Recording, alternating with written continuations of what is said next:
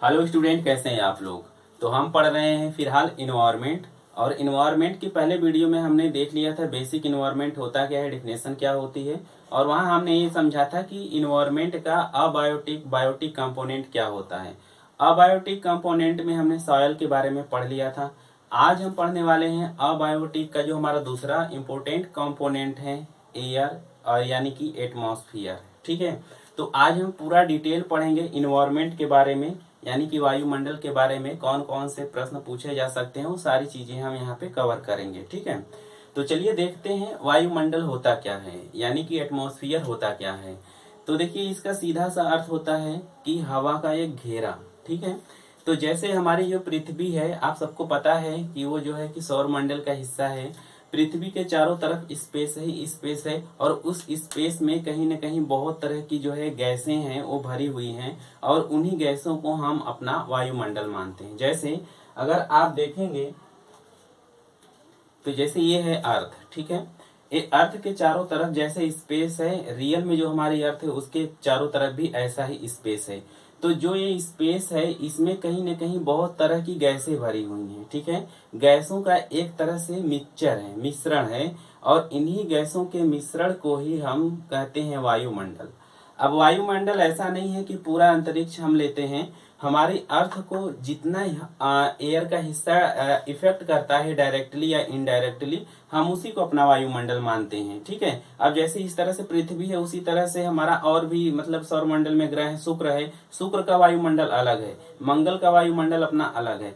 ठीक है। लेकिन अपनी पृथ्वी का वो जितना एरिया हवा से इफेक्ट होता है, हम बस उतने को ही वायुमंडल मानते हैं। ठीक है। तो जनरली आप देखेंगे तो पृथ्वी की अर्थ के सरफेस से लेकर के लगभग 10,000 किलोमीटर तक का जो एरिया है इसके चारों तरफ, उसी को हम अपना वायुमंडल मानते हैं। ठीक है। तो वायुमंडल क्या होता है, इतनी बात समझ में आ गई। वायुमंडल हवा का मिश्रण होता है। बिहार पीसीएस में 2012 में शायद पूछा था कि जो हमारा वायुमंडल है वो हवा का मिश्रण है, या फिर जो गैसों का मिश्रण है, या फिर यौगिक है, या एलिमेंट है, यानी कि तत्व है। तो आपको ध्यान रखना है मिक्सचर है, यानी कि मिश्रण है। अब थोड़ा सा समझ लेते हैं कि ये जो मिश्रण है या मिक्सचर है क्या है। तो देखिए, जब हम कोई सेम पार्टिकल मतलब एक जैसे चीजों से मिला करके कोई दूसरी चीज बनाते हैं तो उसे हम एलिमेंट कहते हैं। जैसे जैसे यहाँ एक ओ दो ओ अगर हम जोड़ते हैं तो O2 बनता है। एक एच दो एच जोड़ते हैं तो H2 बनता है। तो ये एलिमेंट हैं, ये तत्व हैं। ठीक है। ऐसे ही जब हम दो या दो से अधिक तत्व एक फिक्स रेशियो में, अनुपात में मिला करके अगर कोई चीज हम बनाते हैं तो उसको हम कंपाउंड या यौगिक बोलते हैं। जैसे आप देखेंगे यहाँ दो O और एक C जोड़ के CO2 बना दिया हमने। एक H और सॉरी 4H और एक कार्बन जोड़ के हमने CH4 बना दिया। तो ये कहीं ना कहीं इन्हें हम यौगिक बोलेंगे। मिक्सचर क्या होते हैं, मिक्सचर में कोई रेशियो नहीं होता है, बस आप लिए और ऐसे ही टेम्परेरली मिला दिए। कोई भी चीज एक दो तीन चार ऐसे ही मिला दिए, उसे मिक्सचर बोलते हैं। और आप सबको पता है कि जब हवा की हम बात करते हैं तो हवा में carbon dioxide, nitrogen, oxygen, sulphur, argon, बहुत सारी चीजें होती हैं। तो इसलिए हम कहते हैं कि जो हमारा वायुमंडल है वो गैसों का मिश्रण है। बात समझ में आ गई। चलिए, एक क्वेश्चन पूछा जाता है, बहुत सारे एग्जाम में पूछा गया है, आपने पढ़ा भी होगा कि वायुमंडल में किस गैस का कितना परसेंटेज है। तो बचपन में तो आपको पढ़ाया गया कि नाइट्रोजन 78 है, ऑक्सीजन 21 है, और कार्बन डाइऑक्साइड 0.03 है, और जो है कि बाकी में अन्य गैसें हैं। यहाँ से क्वेश्चन कभी नहीं पूछता। पूछता है कि वायुमंडल में इनमें से कौन सी गैसें पाई जाती हैं। तो वायुमंडल में बहुत सारी गैसें पाई जाती हैं, आपको थोड़ा सा देखना पड़ेगा। जैसे नाइट्रोजन है, ऑक्सीजन है, कार्बन डाइऑक्साइड है, ये तो है। लेकिन आपको पता होना चाहिए कि हमारे ही वायुमंडल में आर्गन भी है, नियान भी है, हीलियम भी है, मेथेन भी है, क्रिप्टॉन भी है, हाइड्रोजन भी है, जिनॉन भी है। क्वेश्चन आपसे ये पूछ लिया जाएगा कि इनका परसेंटेज है, इसको इंक्रीजिंग या डिक्रीजिंग आर्डर में लगाइए। तो अभी एक क्वेश्चन पूछा था कि क्या रेडान है क्या हमारे वायुमंडल में, तो नहीं, वो नहीं है। कब पता चलेगा आपको, जब आप ये गैसें आपको याद रहेंगी। ठीक है। दूसरी चीज पूछ लेता है कि परसेंटेज वाइज लगाइए, तो कार्बन डाइऑक्साइड और आर्गन में किसका परसेंटेज ज्यादा है। तो आपको यहाँ पता होगा कि आर्गन जो होता है 0.93 और CO2 जो है 0.042 है। ठीक है, आपने देखिए कार्बन डाइऑक्साइड 0.03 पढ़ा था, लेकिन आप सबको पता है कि 1960 से 2018 तक कार्बन डाइऑक्साइड जो है इन्वायरमेंट में 28% बढ़ गया है। कहने का अर्थ है दिन पर दिन कार्बन डाइऑक्साइड बढ़ता जा रहा है ना। तो फिर भी आर्गन जो गैस है कार्बन डाइऑक्साइड से ज्यादा है, जो हमें कभी किताबों में ऐसे पढ़ाया नहीं गया था खास तौर पे। तो इतना आपको रखना है याद कि हमें हमारे वायुमंडल में कौन कौन सी गैसें देखने को मिलती हैं। ठीक, बात कर रहे हैं गैसों की, तो गैसों से संबंधित और क्या क्वेश्चन बन सकते हैं यहाँ से, थोड़ा सा हम उस पर ध्यान देते हैं। ठीक है, चलिए, आपने सुना होगा ग्रीन हाउस गैसें। तो देखिए वायुमंडल में जितनी भी सारी गैसें हैं, इनमें से कुछ कुछ गैसें ऐसी हैं जिनको हम ग्रीन हाउस गैसेस के रूप में देखते हैं। ठीक है, अब ये ग्रीन हाउस गैसेस क्या होती हैं, तो ग्रीन हाउस इफेक्ट हम बाद में पढ़ेंगे। अभी बस हम इतना समझ लेते हैं कि जो हीट को एब्जॉर्ब करती हैं, जैसे अगर हीट आ रही है, जो वेव आ रही है, जो सूर्य की किरण आ रही है, उसे सोख के धरती का टेम्परेचर बढ़ा देती हैं जो गैसें, उनको हम जो है कि ग्रीन हाउस गैसेस बोलते हैं। तो जो भी हमारे वायुमंडल में इतनी सारी गैसें हैं, इनमें से कुछ गैसें ऐसी हैं जो कि वायुमंडल अर्थ का टेम्परेचर बढ़ाती हैं, उन्हें हम ग्रीन हाउस गैसेस बोलते हैं। जिसमें सबसे ज्यादा बढ़ाती है कार्बन डाइऑक्साइड, उसके बाद है मेथेन, फिर नाइट्रोजन डाइऑक्साइड है, HCFC है, HFC है, SF6 है, NF3 है।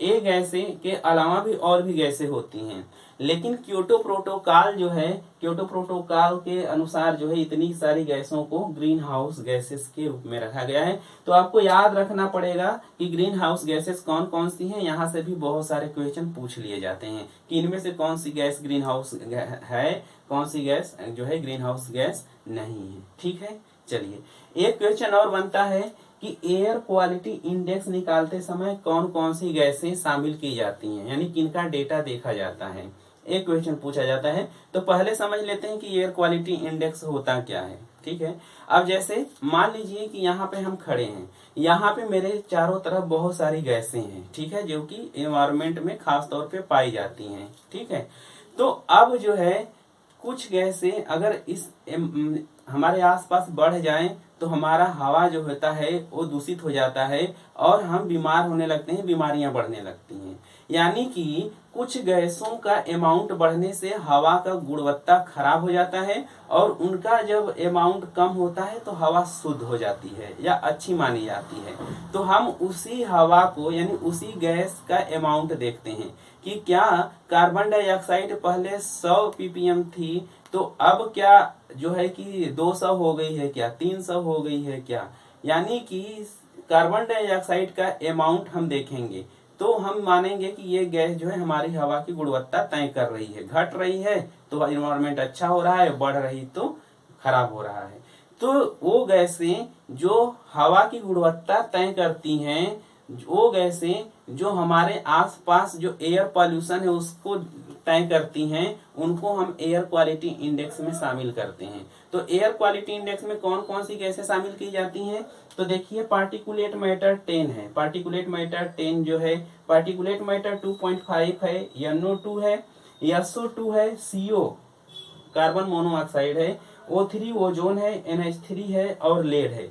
इसको आपको रट लेना है। इसमें से पूछता है कि एयर क्वालिटी इंडेक्स में कौन कौन सी चीजें शामिल की जाती हैं। बात समझ में आ गई, ध्यान रखना है। हाँ ध्यान रखिएगा, carbon dioxide air quality index में नहीं रखी जाती है, कार्बन मोनोऑक्साइड रखी जाती है। इतनी बात समझ में आ गई। चलिए अब आगे देखते हैं। एक क्वेश्चन और बनता है कि जो हमारे वायुमंडल में गैसें हैं, अब ये वायुमंडल में कितनी ऊंचाई तक पाई जाती हैं। कहने का क्या अर्थ है कि देखिए वायुमंडल में गैसें तो इतनी सारी हैं, लेकिन ये पूरे वायुमंडल में नहीं फैली होती है, इनका भी कुछ रेंज होता है। कहने का अर्थ ये है कि जैसे ये हमारी हो गई पृथ्वी, ठीक है, तो पृथ्वी की ये हो गई सतह। अब पृथ्वी की सतह से आप 20 किलोमीटर ऊपर तक जाएंगे तो आपको कार्बन डाइऑक्साइड मिलेगी। कितना, 20 किलोमीटर। उसके ऊपर कार्बन डाइऑक्साइड नहीं मिलती है। तो ये क्वेश्चन पूछ लिया जाता है कि कार्बन डाइऑक्साइड का जो अमाउंट होता है अर्थ सरफेस से कितने किलोमीटर तक पाया जाता है, तो 20 किलोमीटर तक। ठीक है, वहीं यदि आप अर्थ सरफेस से ऐसे जाएंगे ऊपर, पृथ्वी के चारों तरफ घूम जाएंगे, तो 100 किलोमीटर अर्थ सरफेस से 100 किलोमीटर के एरिया तक जो है आपको ऑक्सीजन और नाइट्रोजन मिलेगी। कौन? ऑक्सीजन और नाइट्रोजन। कितना? 100 किलोमीटर तक। ठीक है, यहाँ सब सारी चीजें लिखी हुई है, वो आप देख लीजिएगा। उसके बाद आप अर्थ सरफेस से ऊपर जाएंगे 125 किलोमीटर तक, तो आपको हाइड्रोजन गैस मिलेगी, उसके ऊपर नहीं मिलेगी। ठीक है, थोड़ा मोड़ा मिलेगी तो कोई दिक्कत नहीं, लेकिन खास तौर पे 125 किलोमीटर तक आपको हाइड्रोजन गैस मिलेगी। इतनी बात समझ में आ गई। 20 किलोमीटर तक कार्बन डाइऑक्साइड, 100 किलोमीटर तक ऑक्सीजन और नाइट्रोजन, और 125 किलोमीटर तक आपको हाइड्रोजन मिलती है। इतनी बात समझ में आ गई। ठीक है, एक गैस और है ओजोन। ओजोन जो है कहाँ पाई जाती है? तो देखिए, अर्थ सरफेस पे ओजोन खास तौर पे नहीं पाई जाती है। आप अर्थ सरफेस से 15 किलोमीटर तक ऊपर जाएंगे तो आपको ओजोन गैस नहीं मिलेगी। 15 किलोमीटर से ओजोन गैस मिलना शुरू हो जाएगी, और कहाँ तक मिलेगी? 35 किलोमीटर तक। यानी कि अर्थ सरफेस से आप 15 किलोमीटर तक जाएंगे तो कोई ओजोन गैस नहीं मिलेगी। अब 15 किलोमीटर के बाद मिलना शुरू होगी तो 35 किलोमीटर तक मिलेगी। यानी कि 20 किलोमीटर का जो एरिया होगा पूरा पृथ्वी के चारों तरफ, वो जो है ओजोन से घिरा हुआ मिलेगा। तो हमने ये देखा कि हमारे वायुमंडल में कौन सी गैसें कितनी ऊंचाई पर पाई जाती हैं। इतनी बात समझ में आपको आ गई होगी। ठीक है, अब देखते हैं एक क्वेश्चन और बनता है यहाँ से। क्वेश्चन क्या बनता है कि इसमें से कुछ गैसें हैं जो हमारे वायुमंडल में ये कुछ न कुछ एयर पॉल्यूशन का काम करती हैं। यानी अगर हवा में ज्यादा अगर हो जाए तो एयर पॉल्यूशन हो जाता है। तो एयर पॉल्यूशन में कौन कौन सी गैसें शामिल होती हैं? जो भी गैसें शामिल होती हैं उन्हें हम पॉल्यूटेंट बोलते हैं। जैसे पानी हो गया, पानी में हम जो कीचड़ डाल दें तो पानी गंदा हो जाता है, तो उस कीचड़ को पॉल्यूटेंट बोलेंगे। तो जब हम एयर पॉल्यूशन की बात करते हैं तो एयर में जो प्रदूषण फैलाता है उसे हम एयर पॉल्यूटेंट बोलते हैं। ठीक है, चलिए, तो कुछ गैसें जिनको हम अलग अलग डिवाइड करके देखते हैं, तो दो कैटेगरी में हम इन पॉल्यूटेंट को बांट देते हैं। एक को हम प्राइमरी पॉल्यूटेंट बोलते हैं, एक को सेकेंडरी पॉल्यूटेंट बोलते हैं।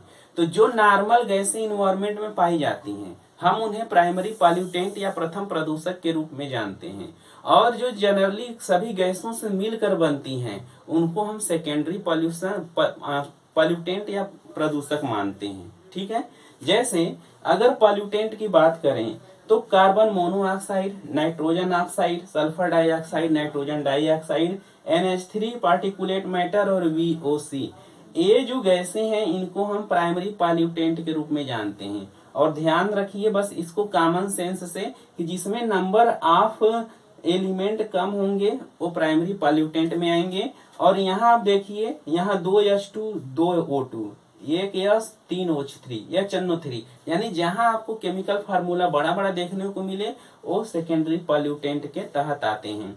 तो हमने यहाँ पे बेसिक जो गैसें हैं और गैसों से संबंधित और भी जो कॉन्सेप्ट हैं हम उनको जो है यहाँ पूरा पढ़ लिए। ठीक है, ये सब पढ़ने के बाद अब आते हैं कि जो हमारा वायुमंडल है उसका स्ट्रक्चर क्या है। ठीक है, तो कितनी ऊंचाई पे कौन सी लेयर पाई जाती है इसके बारे में अब देखते हैं कि वायुमंडल का स्ट्रक्चर क्या है। क्षोभ मंडल कहाँ होता है, समताप मंडल, मध्य मंडल और ताप मंडल कहाँ पे होता है, ये सब देखते हैं। तो यहाँ देखिए, जीरो से देखिए, एक चीज यहाँ समझिए पहले, हम जो है जो हमारी ये अर्थ है, ये जो हमारी अर्थ है इसके ऊपर जो है हमने अभी आपको बताया कि लगभग 10,000 किलोमीटर तक हमारा वायुमंडल है। लेकिन आपने सुना होगा कि जो हमारी अर्थ है, अर्थ के ऊपर जो है हम कई ठो लेयर एज्यूम किए हैं, कल्पना किए हैं, जिसको पहली लेयर को हम बोलते हैं क्षोभ मंडल, फिर उसके बाद समताप मंडल, उसके बाद मध्य मंडल, उसके बाद जो है ताप मंडल। ठीक है, तो इसी चीज को हम कैसे बांटते हैं, इस लेयर को हमने कैसे तय किया। तो देखिए, जो हमारा वायुमंडल है इसको हम दो चीजों पे तय करते हैं। एक तो होता है हमारा टेम्परेचर और एक होता है प्रेशर। यानी कि आप जैसे जैसे देखेंगे अर्थ सरफेस से ऊपर जाएंगे तो कहीं तापमान पहले घटेगा, फिर बढ़ेगा, फिर घटेगा, फिर बढ़ेगा। यानी कि जब आप ऊंचाई पर जाते हैं तो तापमान देखिए यहाँ से यहाँ पे, मान लीजिए यहाँ देखिए ये है टेम्परेचर, 0 डिग्री सेल्सियस है, 20 डिग्री सेल्सियस है, 40 डिग्री सेल्सियस है, और यहाँ पे 100 डिग्री -100 डिग्री सेल्सियस है जब हम इधर आते हैं। ये हमारी ऊंचाई हो गई। तो मान लीजिए हमारी पृथ्वी है, ठीक है, ये हमारी पृथ्वी है। पृथ्वी से ऊपर जब हम जाते हैं तो यहाँ से हम देखेंगे कि हमारा तापमान जो है वो बढ़ रहा है, ठीक है, सॉरी घट रहा है, ये माइनस में है ना। तो ये पृथ्वी का एवरेज टेम्परेचर 20-24 डिग्री सेल्सियस है। यहाँ से जैसे हम ऊंचाई पे जाते हैं तो आप देख रहे हैं लाइन इधर आ रही है, यानी माइनस में टेम्परेचर कम हो रहा है। फिर आप देख रहे हैं कि और ऊपर जा रहे हैं तो हमारा तापमान घट रहा, बढ़ रहा है, फिर ऊपर जा रहे हैं तो घट रहा है। यानी कि ऊपर जाने पे तापमान घटता है, बढ़ता है, घटता है, बढ़ता है। तो जहां ग्रेजुअली घटेगा तो हम उसको दूसरा लेयर मान लेते हैं, उसके बाद बढ़ेगा तो दूसरा लेयर, फिर घटेगा तो दूसरा लेयर। इसी हिसाब से हम टेम्परेचर और प्रेशर के बेसिस पे हम जो है अपने वायुमंडल को 4 कैटेगरी में बांट देते हैं। कौन कौन सी कैटेगरी में? तो देखिए, पहला स्टार्टिंग की जो लेयर है इसको ट्रोपोस्फियर क्षोभ मंडल बोलते हैं, उस जो कि हमारा लगभग अर्थ सरफेस से 13 किलोमीटर तक एवरेज आता है।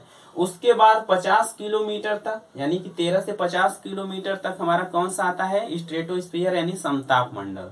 अब 50 से 80 किलोमीटर तक कौन आता है? तो मध्य मंडल। और 80 से 640 या 700 किलोमीटर तक कौन आता है? तो ये आता है हमारा आयन मंडल। और आयन मंडल के ऊपर यानी कि 700 से ऊपर जो हमारा आता है उसको हम जो है कि बाह्य मंडल या एक्सोस्फीयर बोलते हैं।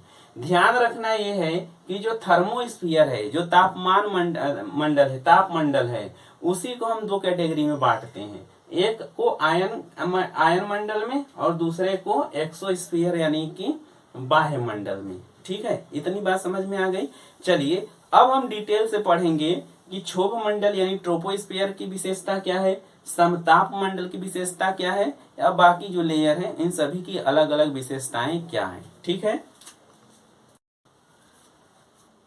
तो हम बात कर रहे थे क्षोभ मंडल की विशेषता की, यानी कि जो ट्रोपोस्फियर है उसकी क्या क्वालिटी है, क्या नेचर है उसका, हम इसके बारे में बात करने वाले हैं। ठीक है, तो पहले हम ये देखते हैं कि अर्थ सरफेस से कितनी ऊंचाई तक हमारा ट्रोपोस्फियर यानी क्षोभ मंडल होता है। ध्यान रखिए कि क्षोभ मंडल को हम परिवर्तन मंडल भी कहते हैं। तो पहले हम देख लेते हैं इसकी हाइट कितनी होती है। तो जैसे ये हमारा अर्थ है ना, पृथ्वी है ना, तो देखिए इसमें जो है क्षोभ मंडल की ऊंचाई जो होती है अर्थ सरफेस से लेकर के एवरेज 13 किलोमीटर तक, यानी कि पृथ्वी के 13 किलोमीटर तक आप आगे पीछे जाएंगे तो वो जो लेयर होगी उसे हम ट्रोपोस्फियर क्षोभ मंडल या परिवर्तन मंडल बोलते हैं। ठीक है, एक चीज ये ध्यान में रखना है आपको कि ये जो ध्रुव है यहाँ पे और यहाँ पे जो है क्षोभ मंडल की ऊंचाई जो होती है 8 किलोमीटर होती है। और यहाँ जो इक्वेटर है जिसे विषुवत रेखा बोलते हैं, यहाँ पे क्षोभ मंडल की ऊंचाई जो है 18 किलोमीटर होती है। ठीक है, 17-18 जो भी होता है, वेरिएशन करता रहता है अलग अलग किताबों में। तो होता क्यों है ऐसा? जैसे आपको पता है कि जब हवा गर्म होती है तो ऊपर उठती है और ठंडा होती है तो नीचे आती है। ठीक है, तो जब ये जो है यहाँ पे देखिए इक्वेटर पे तापमान बहुत ज्यादा रहता है, सूर्य सीधे चमकता है, तो इस वजह से यहाँ पे जो है हवा गर्म होकर ऊपर उठती है, इसलिए ट्रोपोस्फियर की ऊंचाई जो है यहाँ पे ये लगभग 18 किलोमीटर हो जाती है। वहीं अगर हम ध्रुवों की बात करें तो आप सबको पता है कि ध्रुवों पे 6 महीना रात और 6 महीना दिन होती है। कारण क्या है? वहाँ सूर्य का जो प्रकाश से पहुंच नहीं पाता, तो वहाँ का टेम्परेचर बड़ा डाउन होता है, हमेशा बर्फ जमी रहती है, जिसे आप अंटार्कटिका और आर्कटिक बोलते हैं। ठीक है, और आप देखेंगे तो यहाँ पे ठंडी इतनी ज्यादा होती है कि हवा जो है नीचे चली आती है, जिस वजह से यहाँ ट्रोपोस्फियर की ऊंचाई जो होती है ये 8 किलोमीटर होती है। तो एक बड़ा ही अच्छा एक कॉन्सेप्ट था कि भाई ट्रोपोस्फियर में ही ऐसा होता है कि यहाँ पे ऊंचाई 18 और यहाँ पे 8 होती है। एवरेज मिलाएं तो लगभग 12-13 किलोमीटर ट्रोपोस्फियर की ऊंचाई आ जाती है। इतनी बात समझ में आ गई। कभी कभी क्वेश्चन ये पूछ सकता है कि इसका नामकरण किसने किया था? तो ट्रोपोस्फियर यानी कि क्षोभ मंडल का नामकरण टीजरेंज डी बोर्ट ने किया था। ठीक है, और यहाँ पे एक चीज और ध्यान में रखना है कि देखिए यहाँ पे जैसे जैसे हम ऊपर जा रहे हैं तापमान गिरता जा रहा है। तो क्षोभ मंडल में जैसे ही आप जो है 165 मीटर ऊपर जाते हैं तो लगभग 1 डिग्री सेल्सियस तापमान कम हो जाता है। और वही जो है आप 1 किलोमीटर ऊपर तक जाएंगे तो 6.5 डिग्री सेल्सियस जो है तापमान गिर जाता है। और ये जो तापमान गिरने की प्रक्रिया है इसको हम बोलते हैं नॉर्मल लैप्स रेट। क्या बोलते हैं? Normal lapse rate. जो तापमान ऊपर जाने पे गिर रहा है जिस रेट से, इसको नॉर्मल लैप्स रेट बोल देते हैं। एक कॉन्सेप्ट आपको समझ में आ गया। ठीक, आगे हम एक बात करते हैं कि जैसे जैसे गर्मी का मौसम आता है तो जो ट्रोपोस्फियर है उसकी ऊंचाई बढ़ने लगती है क्योंकि हवा गर्म होकर ऊपर उठती है। और सर्दी में जो ट्रोपोस्फियर यानी क्षोभ मंडल है उसकी ऊंचाई कम होने लगती है क्योंकि हवा ठंडी होने लगती है तो नीचे आती है। तो ये कुछ विशेषताएं थी जो हमारे क्षोभ मंडल की थी। सबसे बड़ी विशेषता ये है कि जितनी भी जो भौतिक घटनाएं घटती हैं, जैसे कि आंधी आना, बारिश होना या फिर बिजली कड़कना, ये सब सारी प्रक्रियाएं जो होती हैं, चक्रवात का आना, तेज आंधी हवाओं का चलना, ये कहीं ना कहीं क्षोभ मंडल में ही होता है। यानी कि 13 किलोमीटर 18 किलोमीटर के नीचे ही सारी चीजें होती हैं। आप सोचें कि आप जो है कि 20-22 किलोमीटर की ऊंचाई पे आप ऊपर कुर्सी लगा के बैठे हैं, आपके ऊपर कभी भी बारिश नहीं होगी, कभी भी बारिश होगी नहीं। कारण क्या है? क्योंकि बारिश होती नहीं है। बारिश जब भी होती है, बिजली जब भी चमकती है, वो क्षोभ मंडल यानी 13 किलोमीटर के नीचे ही चमकती है। बात समझ में आ रही कि नहीं? तो ये विशेषता है। अब एक चीज और ध्यान में देने वाली बात है, पूछा जाता है कि ट्रोपोस्फियर जब 13 किलोमीटर पे खत्म होता है उसके बाद शुरू होता है समताप मंडल। तो जो समताप मंडल शुरू होता है और ट्रोपोस्फियर खत्म होता है तो वहां एक लाइन मान ली जाती है और उस लाइन को हम ट्रोपोपोज बोलते हैं। क्या बोलते हैं? ट्रोपोपोज। तो यहाँ हमने लिखा है कि जहाँ ट्रोपोस्फियर खत्म हो रहा है, समताप मंडल यानी कि स्ट्रेटोस्फियर शुरू हो रहा है, इसको हम ट्रोपोपोज बोल दे रहे हैं। इतनी बात समझ में आ गई? चलिए, तो ये हमने देख लिया बेसिक ट्रोपोस्फियर के बारे में। अब हमारा दूसरा लेयर है जो कि शुरू होता है लगभग 20 से 50 किलोमीटर के बीच में, या 13 से 50 मान लीजिए किलोमीटर के बीच में। इसको हम बोलते हैं समताप मंडल यानी कि स्ट्रेटोस्फियर। ठीक है, अब होता क्या है, इसका स्वभाव क्या है? तो देखिए, हमने बताया कि सारा जो जलवाष्प और जो भी आंधी तूफान ये सब होता है ट्रोपोस्फियर में होता है, क्षोभ मंडल में। तो ऊपर जो हवा होती है ना, बड़ा गर्म होती है, यहाँ पे गर्म होती है। दूसरी चीज, यहाँ नमी जो होती है बहुत कम होती है, जिस वजह से जलवायुवी घटनाएं जो होती हैं सब तापमंडल में नहीं आती हैं, यानी आंधी पानी ये सब नहीं आता है। जिस वजह से यहाँ का जो मौसम होता है बड़ा शांत होता है। और शांत होने की वजह से जो हमारा एयर जो है कि जहाज वगैरह है, एरोप्लेन वगैरह जो है, इसी समताप मंडल में ही उड़ते हैं। तो आप ये ध्यान रखिएगा कि यहाँ पे क्या होता है, तो समताप मंडल में जो भी आपका क्लाइमेट बैलून होता है, ठीक है, हॉट बैलून जो होता है, वो बैलून भी कहीं ना कहीं यहीं पे छोड़े जाते हैं। ठीक है, जो है स्टडी करने के लिए क्लाइमेट के। तो कहाँ पे? समताप मंडल में। इतनी बात समझ में आ गई।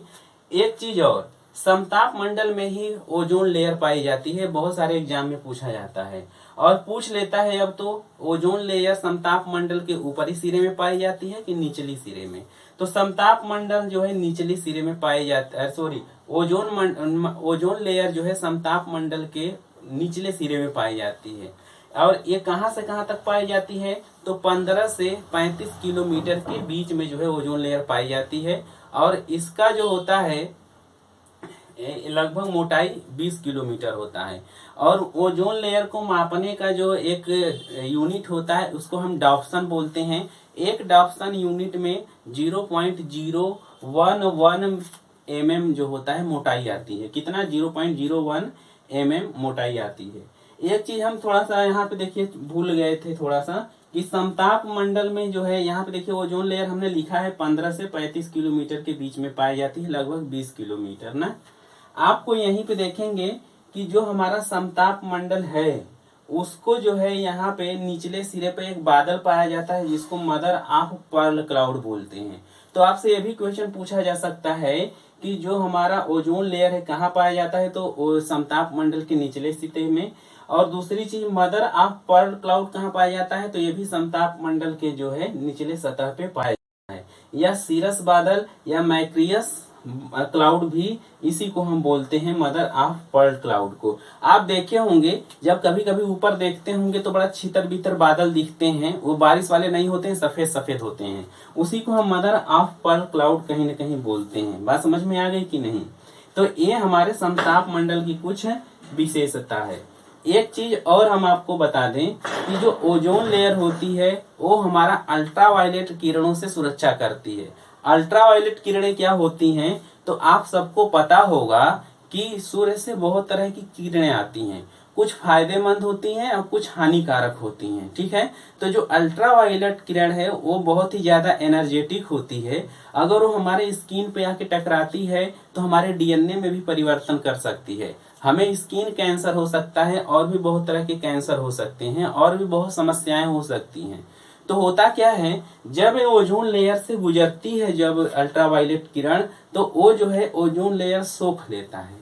अब क्वेश्चन यहाँ से बनता है कि जो अल्ट्रावायलेट है ये फ्रीक्वेंसी के आधार पे, अपनी इंटेंसिटी के आधार पे 3 कैटेगरी में बांटी गई है।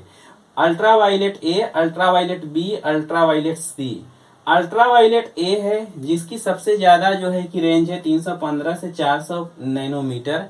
ये तो पृथ्वी तक चली आती है, ये उतना नुकसानदायक नहीं है। लेकिन जो बी और सी है, अल्ट्रावायलेट बी और सी, इनका रेंज 280 से लेके 100 तक होता है। ये जो है बहुत ही ज्यादा डेंजरस होती हैं, ये हमें स्किन कैंसर देती हैं और इन्हीं को जो ओजोन लेयर है एब्जॉर्ब कर लेती है। बात समझ में आ गई। तो ये ओजोन लेयर की कुछ विशेषताएं हैं और आप सबको पता है कि ये समताप मंडल की विशेषताएं हैं। और यहाँ पे एक चीज और, समताप मंडल में जब हम ऊपर जाते हैं तो तापमान भी बढ़ता है। समताप मंडल में जब ऊंचाई बढ़ती है तो तापमान भी बढ़ता है। यहाँ देखिए, यहाँ -60 डिग्री सेल्सियस से 20 डिग्री सेल्सियस पहुंच जा रहा है। तो इसका अर्थ है ऊंचाई बढ़ने पे समताप मंडल में तापमान बढ़ता है। इतनी बात समझ में आपको आ गई। तो अब क्या होता है, चलिए, समताप मंडल यहाँ पे 50 किलोमीटर पे खत्म हो रहा है और यहाँ पे अब शुरू होगा हमारा मध्य मंडल। क्या शुरू होगा? मध्य मंडल। और समताप मंडल और मध्य मंडल के बीच में जो सीमा होगी ये समताप मंडल की, इसको स्ट्रेटोपोज बोलते हैं। और जहाँ ट्रोपोस्फियर की सीमा खत्म हुई थी और स्ट्रेटोस्फियर यानी समताप मंडल शुरू हुआ था, तो इसको हम बोले थे ट्रोपोपोज।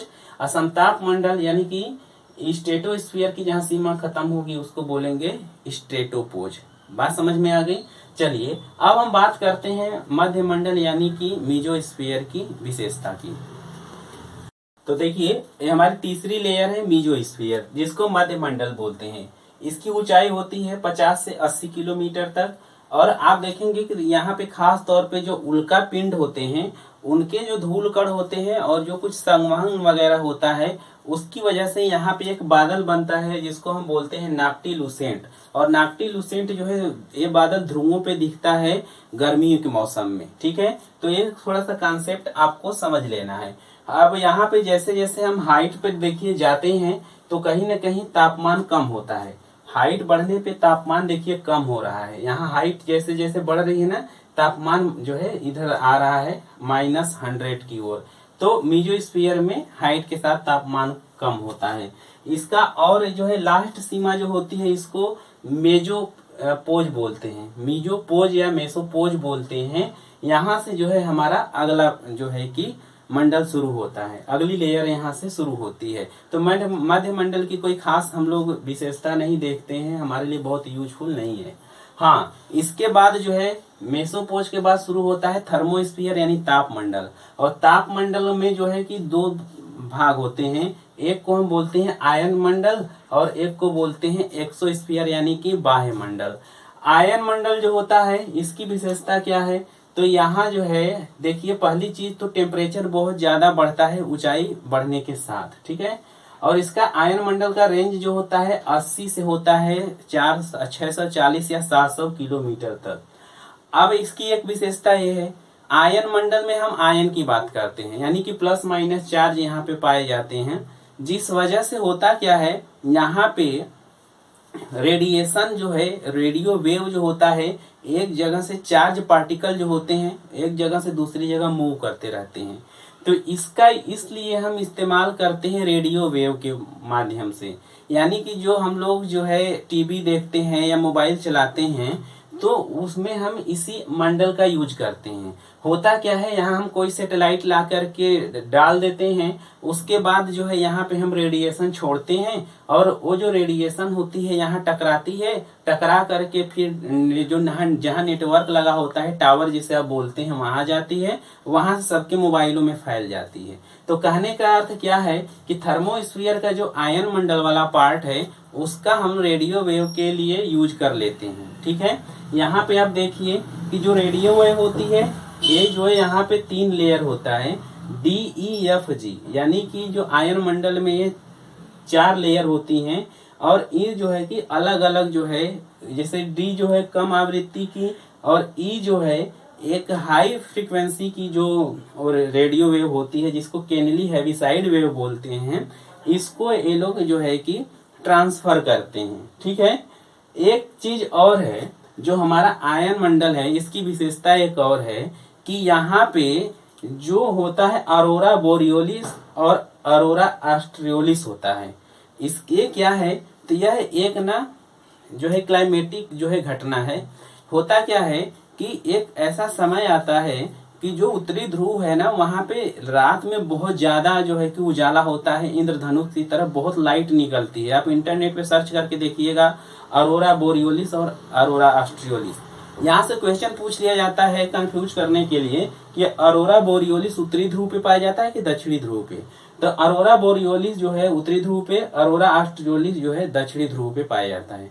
जैसे आप देखेंगे दक्षिण साइड में ऑस्ट्रेलिया है तो उससे याद रख लीजिएगा अरोरा ऑस्ट्रियोलिस और उसके ऊपर अरोरा बोरियोलिस। ठीक है, तो ये कुछ चीजें थी जो है थर्मोस्फीयर में आयन मंडल से। हमारा लास्ट जो है मंडल है एक्सोस्फीयर या बाह्य मंडल, जो 700 के ऊपर शुरू होता है और अंतरिक्ष में जाके मिल जाता है। उसका हम विशेष यूज नहीं करते हैं। वहां पे हीलियम हाइड्रोजन टाइप की जो भी बाकी हल्की गैसें होती हैं ऊपर जाती हैं धीरे धीरे। लेकिन ऐसा होता है जो हमारा उपग्रह होता है, सैटेलाइट इसे बोलते हैं, जैसे जियो स्टेशनरी सैटेलाइट, जो कि हम 36,000 किलोमीटर की ऊंचाई पे स्थापित करते हैं लगभग, तो वो कहीं ना कहीं हमारा एक्सोस्फीयर में होता है। तो एक्सोस्फीयर का यूज खास तौर पे हम लोग करते हैं सैटेलाइट या उपग्रह के लिए। ठीक है, तो ये जनरली जितने भी वायुमंडल से कॉन्सेप्ट थे आपको हमने समझाने का प्रयास किया। तो उम्मीद करते हैं आपको समझ में आया होगा, और कुछ पूछना हो तो आप पूछ लीजिएगा। ठीक है, तो फिलहाल की वीडियो में इतना ही। आगे का जो है कॉन्सेप्ट हम अगली वीडियो में देखेंगे। तब तक के लिए आप खुश रहिए, अपना ख्याल रखिए, एनवायरनमेंट का ख्याल जरूर रखिए। मिलेंगे नेक्स्ट वीडियो में, तब तक के लिए जय हिंद।